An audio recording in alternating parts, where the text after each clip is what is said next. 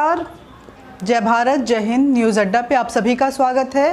और आज कुछ ऐसी खबरों में डेवलपमेंट हो रहा है जो लग रहा है कि दबाव में शायद किसी निर्दोष को भी हमारे देश में कुछ लोगों को खुश करने के लिए फांसी पे चढ़ा दिया जा सकता है। जी हाँ, अजय मिश्र टेनी यानी कि इस देश के गृह राज्य मंत्री के बेटे आशीष टेनी के केस में तो कुछ ऐसा ही प्रतीत हो रहा है। आशीष पुलिस के साथ अपना सहयोग दे रहे हैं, पूछताछ जारी है, लेकिन विपक्ष और राकेश टिकैत गैंग जो है वो लगातार यही मांग कर रहा है कि किसी भी हाल में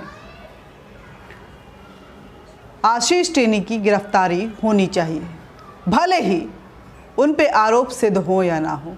बहरहाल ये तो जांच का विषय है कि पुलिस किस तरह से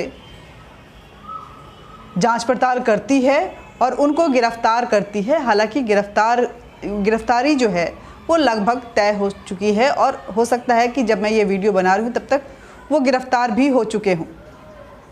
लेकिन मेरा कहना ये है कि ठीक है, अगर आशीष ने कोई गलती की है और वो उसमें दोषी पाए जाते हैं तो उनकी गिरफ्तारी होनी चाहिए, सख्त कार्रवाई होनी चाहिए।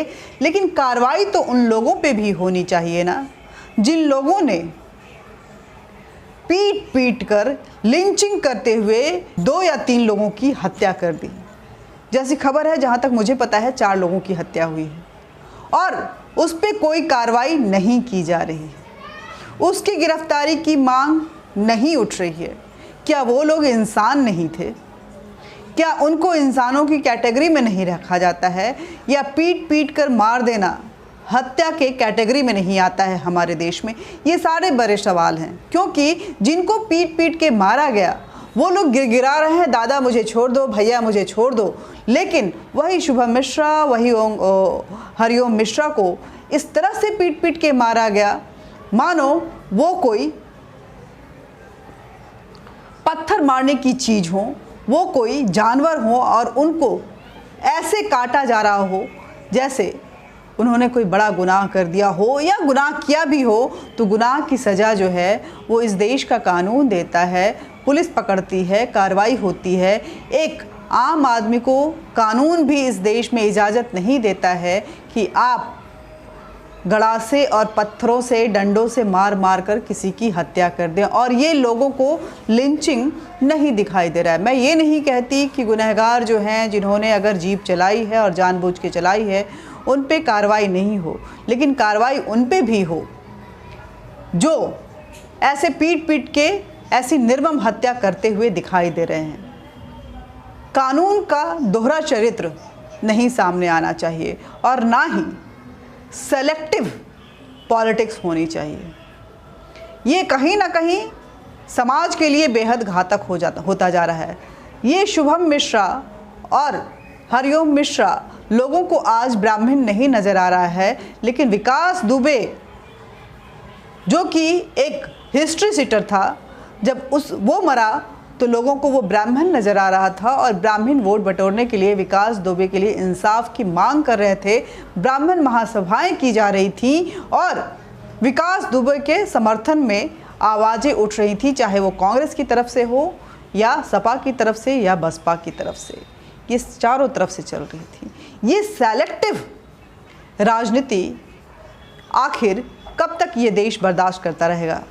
और क्यों आखिर एक ख़ास वर्ग को ही टारगेट करते हुए उसको हमेशा फांसी के पंदे पे चढ़ाया जाता रहेगा? बहुत बड़ा सवाल है ये मैं यहीं की बात नहीं कर रही हूँ। सेलेक्टिव राजनीति कश्मीर में भी आप देख सकते हैं। दोनों जगहों को तुलना कीजिए। विपक्ष को कश्मीर में कोई मुद्दा नज़र नहीं आ रहा है जहाँ हिंदुओं को लगातार टारगेट करके मारा जा रहा है, उनके आईडी कार्ड, उनके आईडी प्रूफ देखकर मारा जा रहा है और मौत के घाट उतारा जा रहा है, जिसमें एक ब्राह्मण भी होता है, एक दलित भी होता है, एक सिख भी होता है और एक हिंदू भी होता है। लेकिन वहाँ पे कोई भी न दलित के लिए आवाज़ उठा रहा है, न ओबीसी के लिए आवाज़ उठा रहा है, न सिख के लिए आवाज़ उठा रहा है। और हिंदू तो इस देश में बहुसंख्यक होने का गुनाह की सज़ा पा ही रहा है, उसके लिए बोलने वाला कोई होता ही नहीं। लेकिन वही सिख यहाँ पे हिंदुओं को पीट रहा है और राजनेता जो हैं सिख और हिंदू को डिवाइड करके अपनी राजनीतिक रोटियां सेलेक्टिव मोड में सेकते हुए नज़र आ रहे हैं।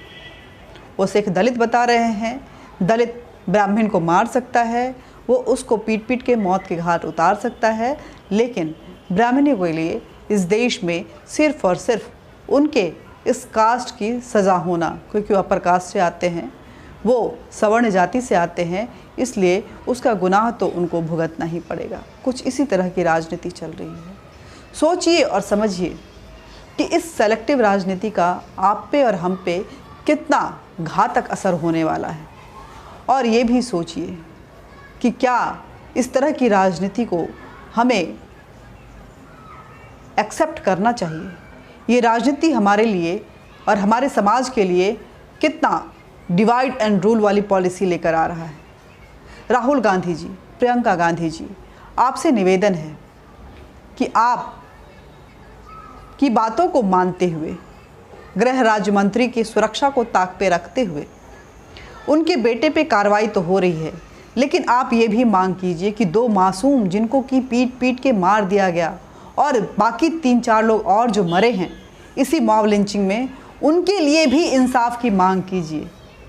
वो भी इस देश के नागरिक हैं, उनको भी जीने का उतना ही अधिकार है। अगर उन्होंने गुनाह किया था तो उस गुनाह की सज़ा इस देश का कानून देती, ना कि ये भीड़ तंत्र और राजनीतिक दबाव में आकर इस तरह की जो selective mob lynching and killing हो रही है उसके तहत उनकी जान जानी चाहिए थी। नसीहत है कांग्रेस को, इस सेलेक्टिव राजनीति से कहीं ना कहीं उनका जो कैडर है वो धीरे धीरे ख़त्म होता जा रहा है। पहले तुष्टीकरण की राजनीति थी, धर्म के आधार पे हिंदू मुसलमान को, अल्पसंख्यक के नाम पे मुसलमानों को हिंदुओं की लिंचिंग करने के लिए बेहद छूट दी गई थी। आज जाति के आधार पर आप इस तरह का खेल खेल रहे हैं। वहीं राकेश डकैत, माफ़ कीजिएगा, राकेश डकैत का बार बार कहना है कि जिन लोगों ने पीट पीट कर मारा है उसको हत्या की कैटेगरी में नहीं रखा जाए। ये एक प्रतिरोध था जो वहाँ पे दिखाई दिया, इसको सीरियसली नहीं लिया जाए। और ये कहते हुए राकेश टिकैत वहाँ जहाँ पहुँचे, एक अर्बन नक्सल जिसको कि हम योगेंद्र यादव कहते हैं और उसी के जो गैंग के 2-4 लोग और थे, उनके साथ वो अर्बन नक्सल की जो फाइनल डेस्टिनेशन होती है, जिसको कि हम प्रेस क्लब ऑफ इंडिया कहते हैं, जो अर्बन नक्सलों का गढ़ है, जहाँ से पूरी स्ट्रैटेजी तैयार करके उसको विस्फोट किया जाता है चारों तरफ, चौतरफा, जहाँ पे गौरी लंकेश जैसी सो कॉल्ड महिला पत्रकार जो कि गौ मांस और किलिंग को जस्टिफाई करती थी, उसको लेकर के प्रेस कॉन्फ्रेंस करते हुए ज़बरदस्ती बीजेपी को कटघरे में खड़ा किया जाता है बिना किसी जांच के। और जब जांच सामने आया था तो क्या सामने आया था हम सब जानते हैं। इसी तरह के कई मुद्दे हैं जो वहाँ पे उठता रहता है, जिसका कोई वजूद नहीं होता है। और फिर एक बार बिना वजूद वाले इस मुद्दे को लेकर के योगेंद्र यादव, जो अर्बन नक्सल्स का सबसे बड़ा सरगना है, राकेश टिकैत के साथ और बाकी गैंगबाजों के साथ वहाँ पहुँचता है और उनकी मांग होती है फिर वही कि हम चक्का जाम करेंगे, हम रेल बंद करेंगे, हम प्रोटेस्ट करेंगे और हम भारत बंद करेंगे। आखिर कब तक भारत अपने बंद होने पे इस तरह से चुप्पी साधे रहेगा? भारतीयों जाग जाओ। ये एक अजीब तरह की पॉलिटिक्स चल रही है जहाँ पे भारत को धीरे धीरे ख़त्म करने की साजिश रची जा रही है। इन साजिशकर्ताओं को बेनकाब करो, इनको सिरे से नकारो और अपनी यूनिटी दिखाते हुए इस सेलेक्टिव राजनीति को लात मारते हुए उसको ठुकरा दो। जय हिंद, जय भारत। वीडियो को ज़्यादा से ज़्यादा शेयर कीजिए, लाइक कीजिए, सब्सक्राइब कीजिए और बेल बटन ज़रूर दबाइए ताकि नोटिफिकेशन आप तक पहुंचता रहे। आप क्या सोचते हैं इस तरह के सेलेक्टिव राजनीति, क्योंकि इसी तरह से मॉब लिंचिंग में एक दलित की राजस्थान में हत्या की गई, जहाँ पे किसी ने कुछ नहीं बोला है, कहीं से भी कोई आवाज़ नहीं आ रही है। राजस्थान में लगातार इस तरह की हरकतें जो हैं वो सामने आ रही हैं। राजस्थान से लगातार इस तरह के वाक़या सामने आ रहा है। वहीं अगर छत्तीसगढ़ की बात करें तो छत्तीसगढ़ में किसानों को टारगेट करके मार दिया जाता है, वहाँ भी पीट पीट के उनकी हत्या हो जाती है। अभी कुछ दिन पहले ही हमने देखा था कि किस तरह से राजस्थान के किसानों पे लाठी डंडे बरसाए गए थे, लेकिन वहाँ पे कोई कुछ नहीं बोल रहा है, उनको कुछ भी नज़र नहीं आ रहा है। मीडिया भी चुप्पी साधे हुए है। सबकी निगाहें सिर्फ और सिर्फ उन राज्यों पे टिकी हुई है जहाँ पे बीजेपी की सरकार है। मैं ये नहीं कहती कि अगर वहाँ पे गलत हो रहा है तो उसकी कवरेज नहीं होनी चाहिए, लेकिन ये कवरेज कभी भी सेलेक्टिव नहीं होनी चाहिए, प्रोपागेंडा और एजेंडा के तहत नहीं होनी चाहिए। नमस्कार, जय हिंद, जय भारत।